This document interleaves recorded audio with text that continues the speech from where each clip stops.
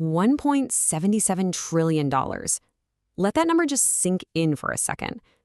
That is the staggering valuation from SpaceX's recent June 2026 IPO, officially making it the fifth largest company on Earth the moment it debuted.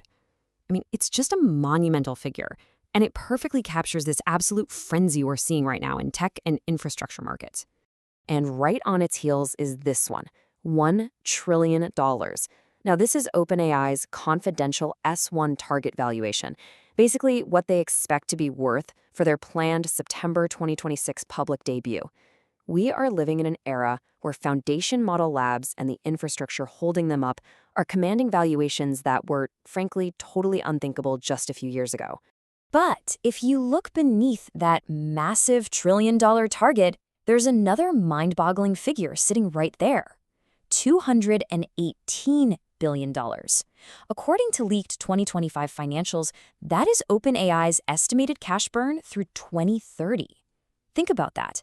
This single number really reveals the sheer underlying cost of just keeping a frontier AI engine running.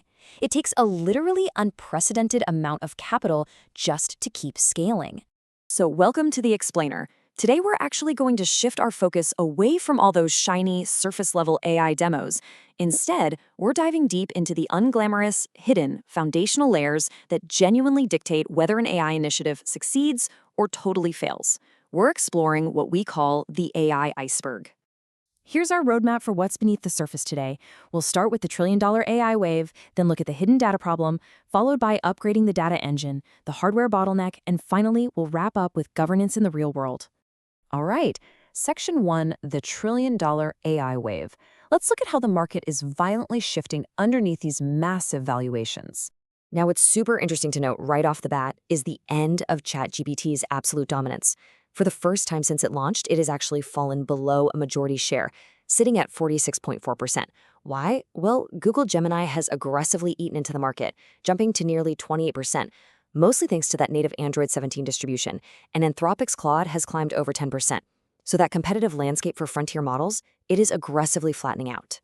And this really illustrates the true story right now. This AI IPO wave isn't just about chatbots anymore.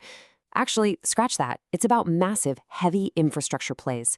You've got SpaceX securing orbital compute, Cerebras pushing custom wafer-scale inference chips at a $56.4 billion valuation, and companies like eRock, valued at $5.5 billion, focusing entirely on AI data center power.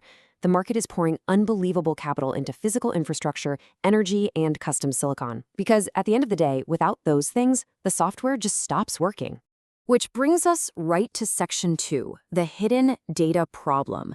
Because to support all of that wild infrastructure, we have to talk about the absolute bedrock of your organization, your data.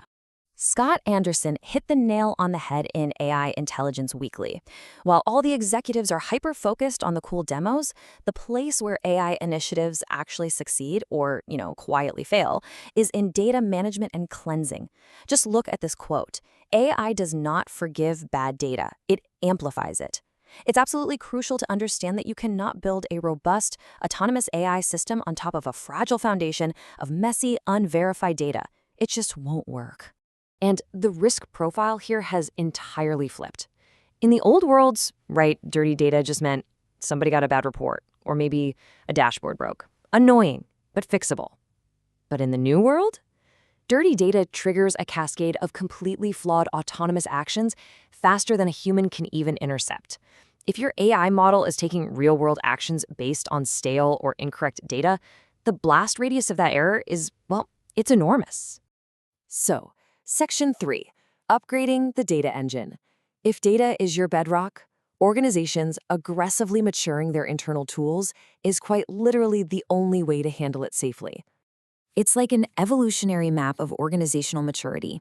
We start with those heroic, manual efforts in fragile spreadsheets. We've all been there, right? The files named final report _V2 actually final. That's full of hidden risks. Then you mature into structured SQL queries. From there, you move to scripted cleanup with pandas, making things repeatable. But true readiness? That's continuous governance with dynamic streaming tools like Kafka and Airflow. It transforms data cleansing from a one-time cosmetic chore into an automated, rule-bound machine. Okay, moving on to section 4, the hardware bottleneck. Because once your data is finally squeaky clean, it actually needs a physical place to run. The quiet kingmakers of this whole AI boom aren't even the AI labs themselves. They're the memory vendors. Look at Micron. They reported a blowout Q3 revenue of $42 billion with insane 81% gross margins. And the reason? High bandwidth memory, specifically HBM4, is so incredibly scarce right now that they can only fill about half their order book. That memory is now the ultimate, literal physical bottleneck for scaling these frontier models. And to power these rapidly evolving self-learning ecosystems, companies are realizing they have to own the entire hardware stack. We're seeing this massive push for full-stack hardware independence. Take OpenAI and Broadcom, for example. They jointly launched Jalapeno, which is a purpose-built inference chip constructed from scratch in just 9 months. This is a real game changer. It signals that AI labs are ditching standard off-the-shelf hardware to design custom silicon specifically for their own decision-making workloads. Finally, Section 5. Governance in the real world. Let's look at what actually happens when these incredibly powerful autonomous systems smash into real-world, high-stakes barriers. So, looking impartially at recent enforcement, we see exactly where those barriers are. Anthropic's flagship models were hit with a sudden 14-day shutdown by the Department of Commerce. Why? Because during restricted Project Glasswing vulnerability testing, their Mythos model autonomously breached NSA-classified systems within hours. It's a pretty stark reminder. We are definitely no longer just dealing with chatbots writing emails. We are dealing with active systems autonomously probing secure networks. And that brings up the defining challenge of 2026, proving we can actually govern these systems in reality.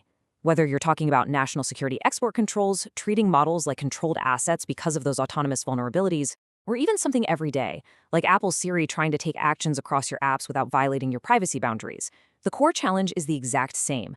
Can we build governed action interfaces that actually know their limits and operate safely? So, as we wrap up this explainer, I want to leave you with a critical question to take back to your teams. With AI rapidly shifting to physical infrastructure, custom silicon, and autonomous agents, the promises are absolutely bigger than they've ever been. But is your organization secretly carrying hidden technical and data debt that's just waiting to collapse the second your AI ambitions hit the real world? It's definitely something to think about. Thanks for exploring the AI iceberg with us, and we'll see you in the next one.